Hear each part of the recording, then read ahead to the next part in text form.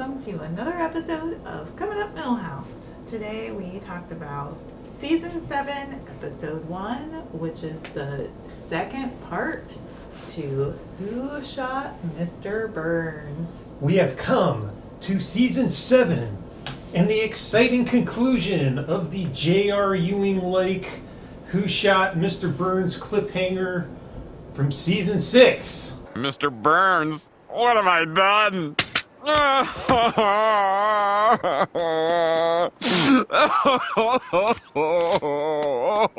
We find out who shot Mr. Burns, but only after a long, lengthy hunt by the crack police team, which I have some things to say about. I'm sure you do. Because it is awesome. It is so funny.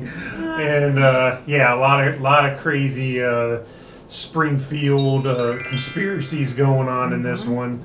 But this is a great way to kick off the season. I think it is a funny one. And as we mentioned, the last episode, which was the first part of this, this I believe was the first animated two-parter that was a season spreader like this. So, you know, season 6 ended with the first part of this, and season 7 begins with the second part of this episode, which is pretty ingenious. So you had to wait all summer long, because that was back when you had the summer hiatus, and then the new season would start in the fall.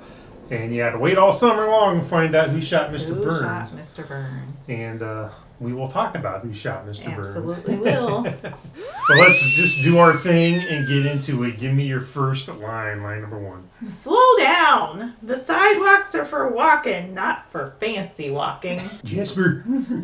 I love Jasper. I had to give Jasper my first quote shout out. They are reminiscing on what might have happened to Mr. Burns, and everybody kind of has memories of the night that he was shot, and Smithers is walking down the sidewalk, and then he remembers in his drunken haze that he runs into Jasper, and Jasper tells him to simmer down and slow down, and apparently Smithers was doing some fancy walking. Yeah, he must have been hitting the old duff there. Actually, he was drinking Vagrant's Choice whiskey.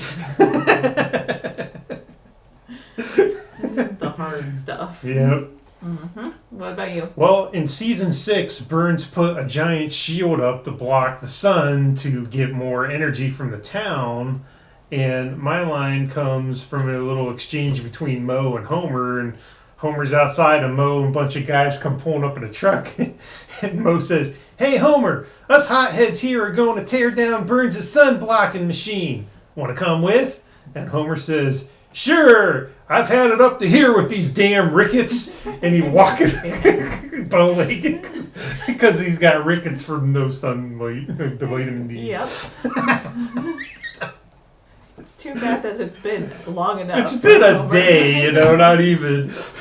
Maybe a week. Maybe, I don't know. I feel like Burns has been in a coma for a little bit of time. A little bit, but they haven't. Not terribly long. But, I mean, yeah, I guess Smithers was drinking for a couple of days. Anyway, it wasn't that long enough for somebody to get rickets that quickly. But Homer's not in the best health. No, exactly.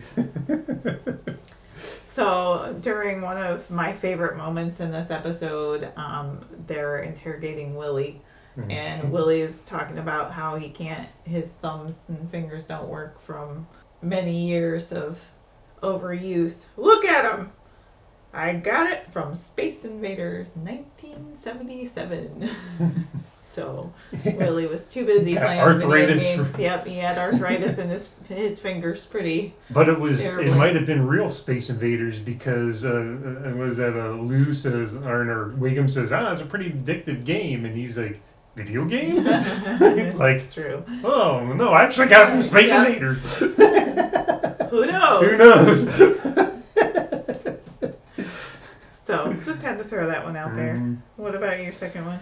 Alright, so mine is Grandpa, and they're talking about, who in the family might have done it, because this is a part where it comes up that there's Simpson DNA on the gun.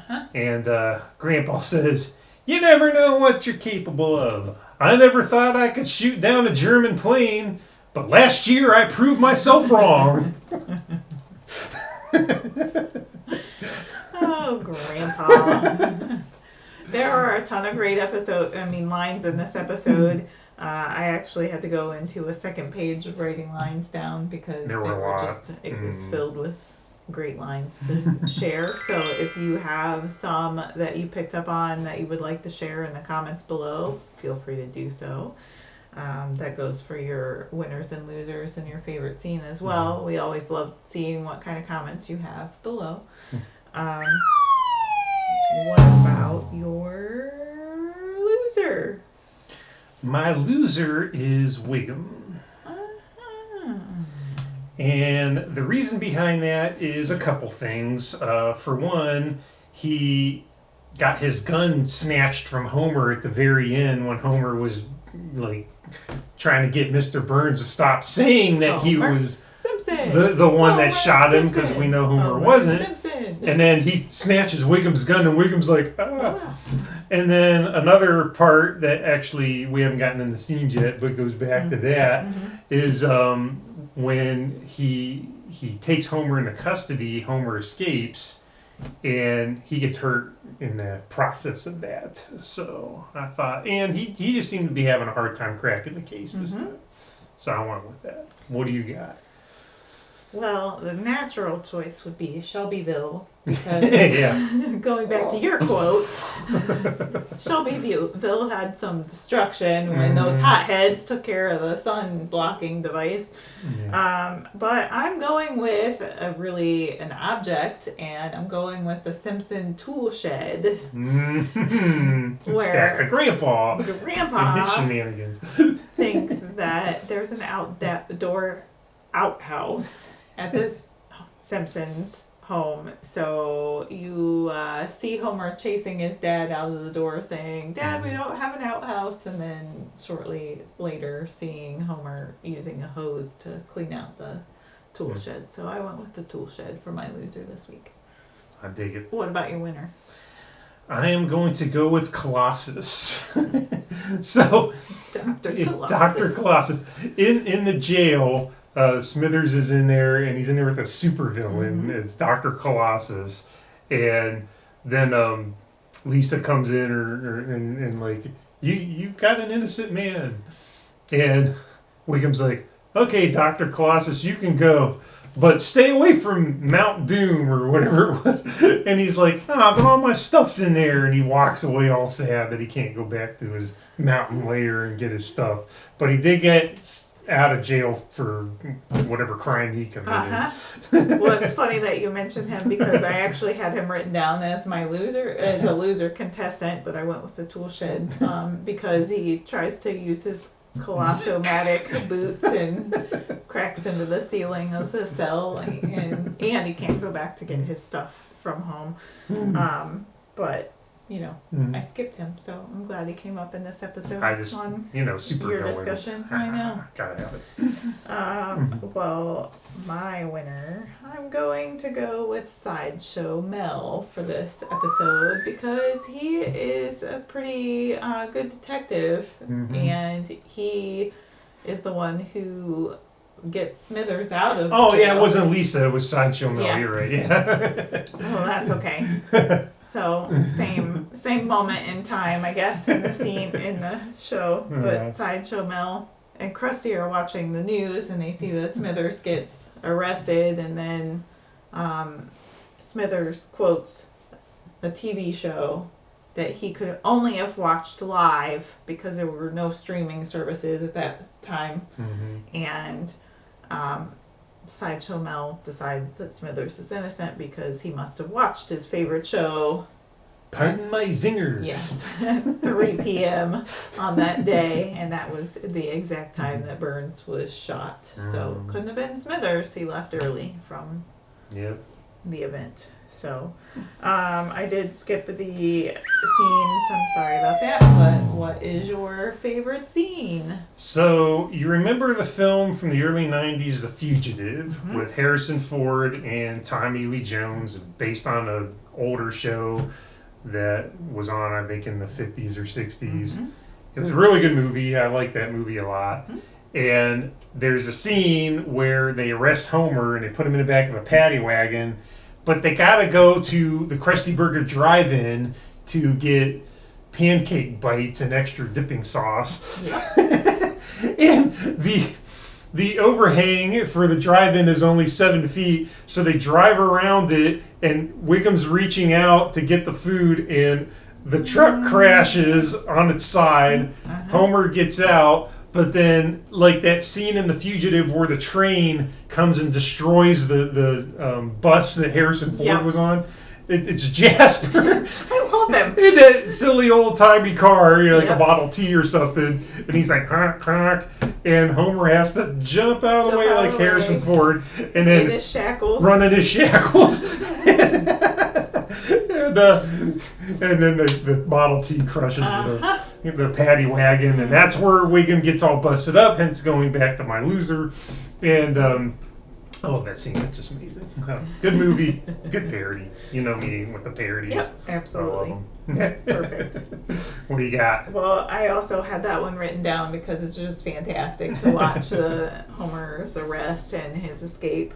But I will go with the Tito's Revenge song. So I think that Tito from the first part of this episode is so angry because he didn't get to teach art and music at Springfield Elementary School, so they go to accuse him of revenge because he had declared revenge on Mr. Burns, and his revenge comes in the form of a song that he wrote, and it has a catchy beat, and you should definitely watch this episode just for that song. Yeah. So. Play the song. It is good stuff. Tito Fuente. Yep. So that was Who Shot Mr. Burns Part 2. In Part 1, we did say that we were going to give some shout outs for anyone that made comments on the first part. And we had asked if anyone had a good guess for who shot Mr. Burns. So some of you must have seen this episode prior, and we had some good guesses. And so we had an accurate guess from a very good friend of the show, Kim Salman, who guessed it correctly. That is right. Maggie shot Mr. Burns. Woo-hoo! Yay, Maggie. Good That's job. how you get the Simpsons DNA on the gun. It actually was Burns' gun falling out of the holster, lands in Maggie's hand. Kaboom. And Kim got that right. Yep. Very good. Way to go, Kim. Yep. Good stuff. And thank you everybody who chimed in to give us some answers. We enjoyed reading them on the channel. Yep. Please continue to make some comments and give us a like if you like this episode. Be sure to subscribe so you can catch up to some other episodes in the future. And if this is your first time watching, go back. We have covered several seasons of The Simpsons. That is, we have lots of videos. Go check those out. We appreciate it. Thanks again for watching, and until the next time, Jimmy Jillikers!